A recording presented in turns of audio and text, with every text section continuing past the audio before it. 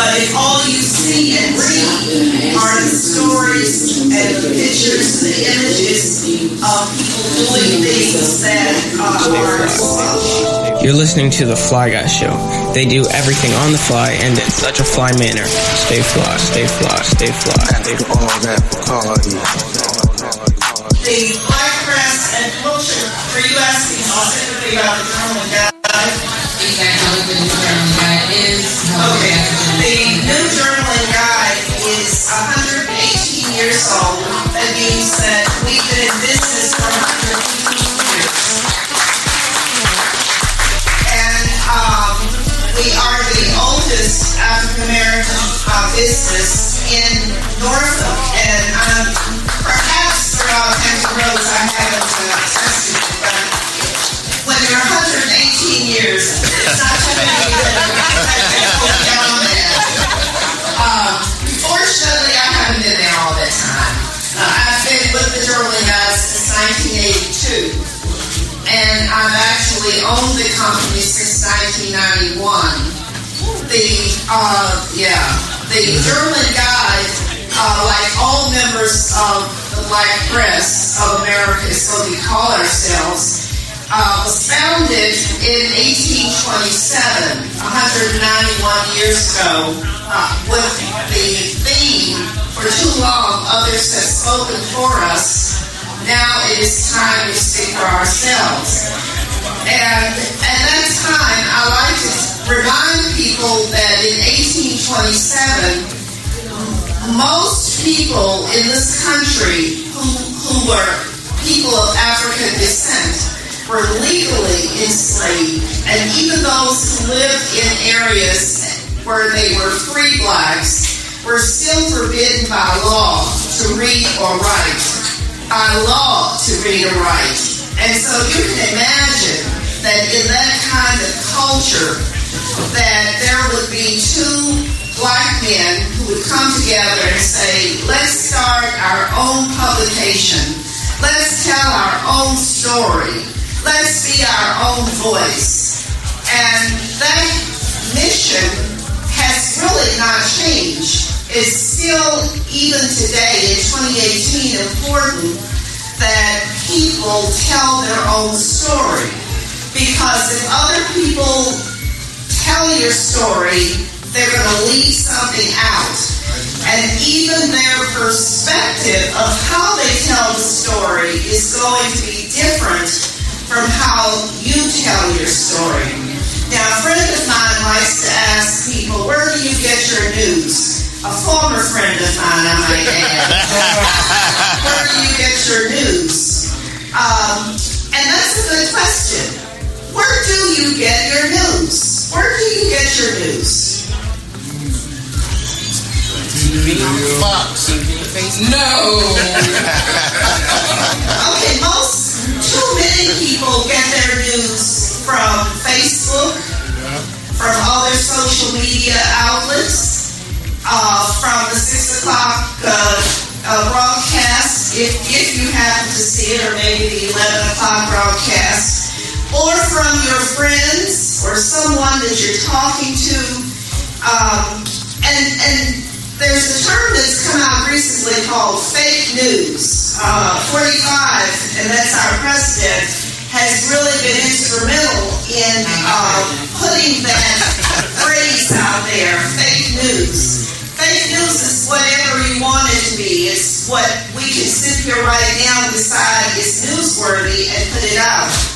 But the Black Press has a reliable history of reporting on those articles, on those issues, on those concerns that affect who we are as people of color in this country.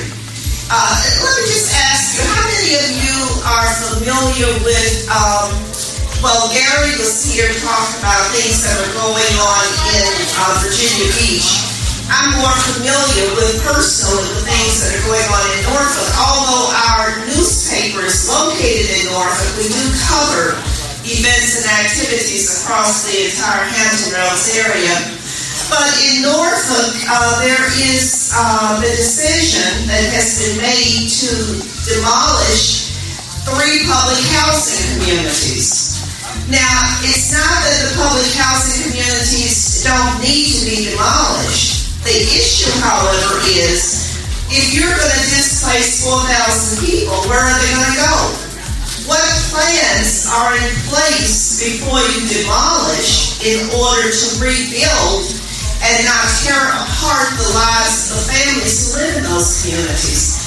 I cite that as an example of a news story that some people in this room may or may not be aware of.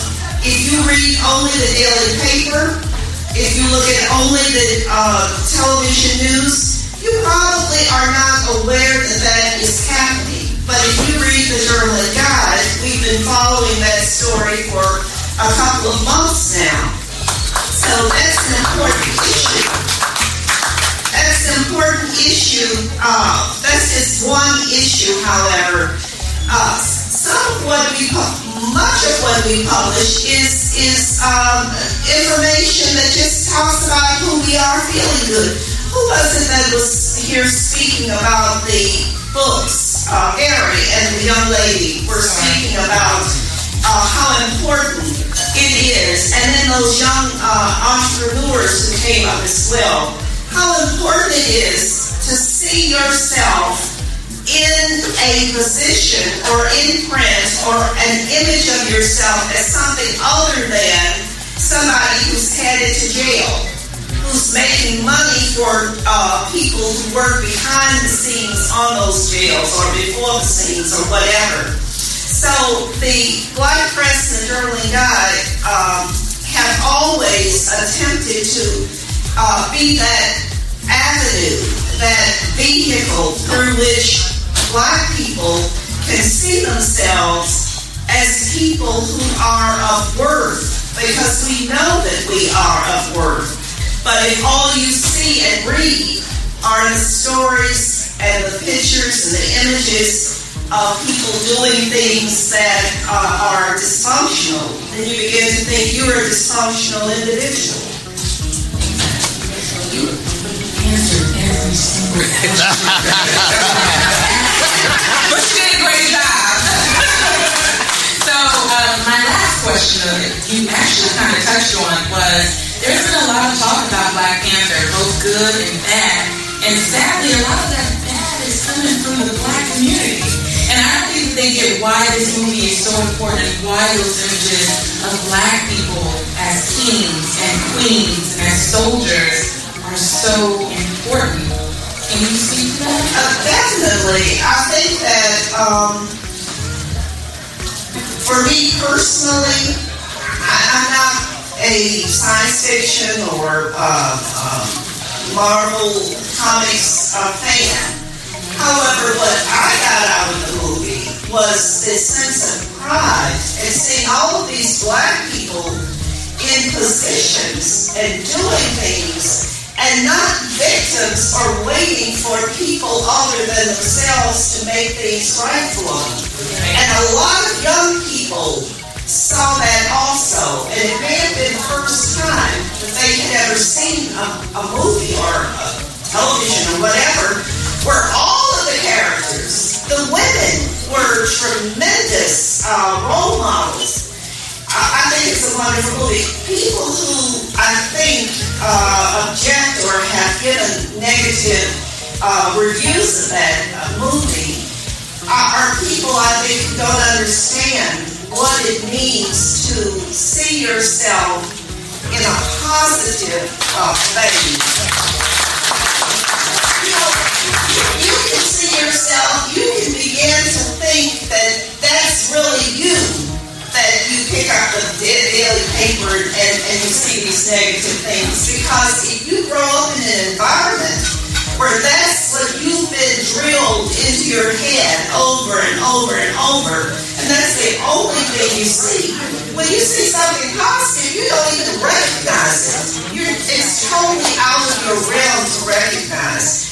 But that movie, I think, allows, in fact, I might add, we're going to have a purple carpeted event. The Journal and Guide is in June.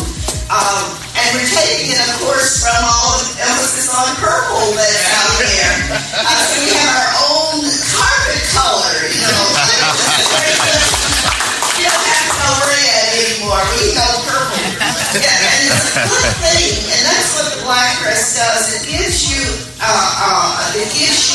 should give you, in the past, they said a shot in the arm every week.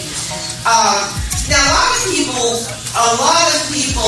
say, well, there's not enough in the newspaper, or it's nothing of interest to me, and that's because we have been so accustomed to not knowing what is of interest to us.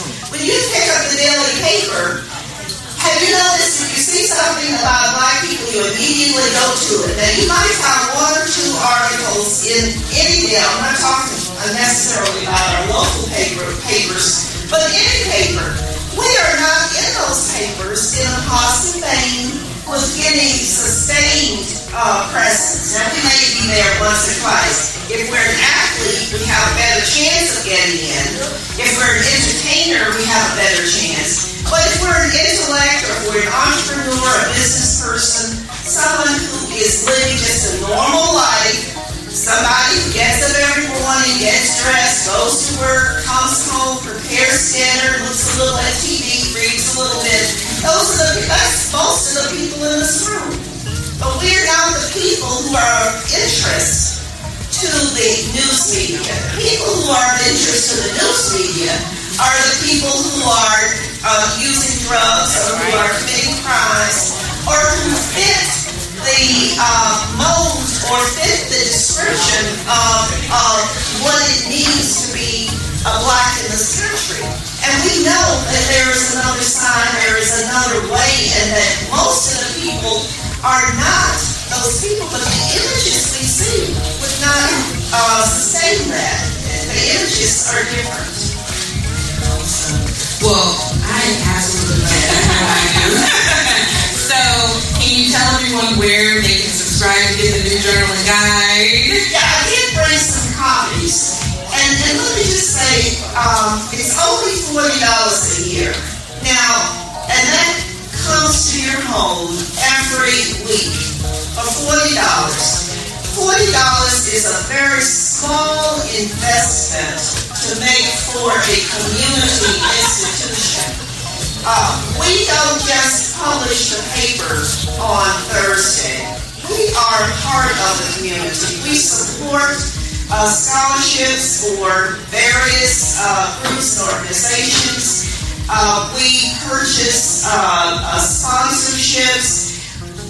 Our business is very much a part of the effort to give back to the community, because I do believe that we are, as business people, and you should be considering this as well, even if you don't make a lot of money, because certainly the Journal and Guide is not making that kind of money that some people like me would like for it to do. But every business needs to adopt a child, adopt something, give something back. Because when you give back, it allows you to it really allows you to feel good about who you are.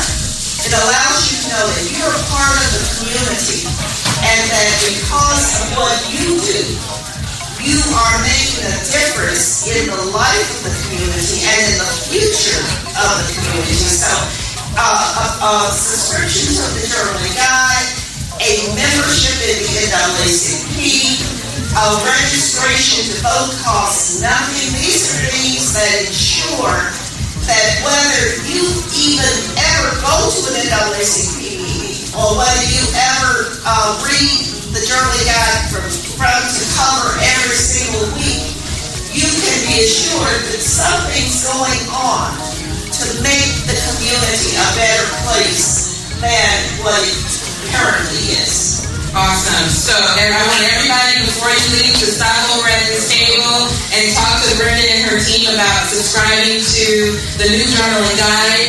They do have Facebook, so for those of you who use Media Takeout, Shade Room as your source of the news, you also can follow them on Facebook to get real news. Come over here to the New Journal and Guide. If you have a business, you can also put the New Journal and Guide inside of your business. Thank you so much.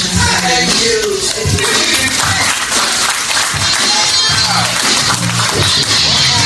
stay fly. Award-winning producer Raheem Shabazz continues the Elementary Genocide documentary series with The School to Prison Pipeline. That film exposes the social engineering done to African-American children in the school system. And his other film, Elementary Genocide 2, The Board of Education versus the Board of Incarceration, takes an even deeper look at the history of the American school system and how it was made to justify subjugating Black Americans. These films are on track to be the most discussed films in Black America. These films feature people like Dr. Boyce Watkins, Dr. Francis Chris Welsing, and many, many more. The documentary is available right now at elementarygenocide.com. That's elementarygenocide.com.